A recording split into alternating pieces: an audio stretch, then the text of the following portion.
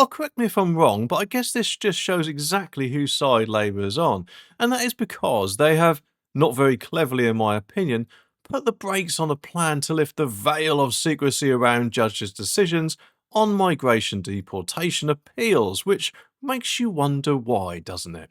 I mean, a bunch of senior Tory and Lib Dem peers were all set apparently to introduce a new law that would make first tier immigration tribunals basically spill the beans on their rulings about whether foreign criminals and rejected asylum seekers should actually stick around. But, of course, quite understandably, they reckoned that letting the public have a peek at these decisions would, keep judges on their toes and making sure they're doing their jobs right, especially after some, shall we say, eyebrow raising cases where courts seem to favour migrant human rights over, public safety, which, if anything, is just absolutely ridiculous, isn't it? The Telegraph apparently even dug up some juicy stories, like one where a first-tier tribunal let an Albanian criminal stay in the UK, partly apparently because his 10-year-old son wasn't exactly a fan of foreign chicken nuggets. And apparently this story only came to light because the upper tribunal overturned the decision and actually made it public, and bloody good job too.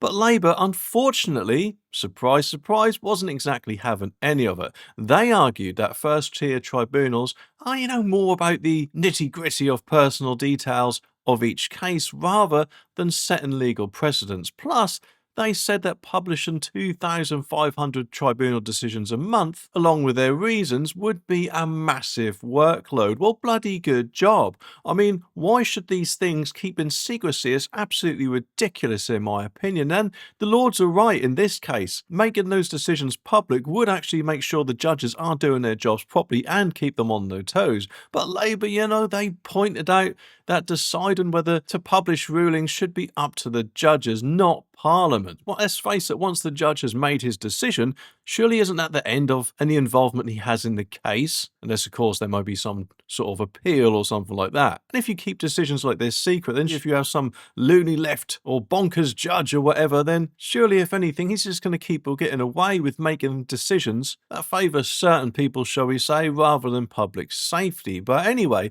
Lord Kratz, a Labour MP, mentioned that there are already chats happening between the judiciary and the Ministry of Justice and HM Courts and Tribunal Services about this, though. He said that the judiciary is all generally apparently in favour of publishing judgments, but it's their call to make. And this all comes apparently after Reform and the Tories are actually talking about shaking up the asylum appeals system and possibly ditching, or shall we say tweaking, the European Convention on Human Rights, which obviously, is where migrants often use to appeal against being sent back, in most cases to the safe country of France, I'm guessing. I think the sooner we leave the ECHR, the better, because let's face it, it's causing nothing but problems at the moment, it seems, eh? The Tories, though, they had a plan to make all first-tier tribunal judgments public on a government website within 3 days, just like the upper tribunals do.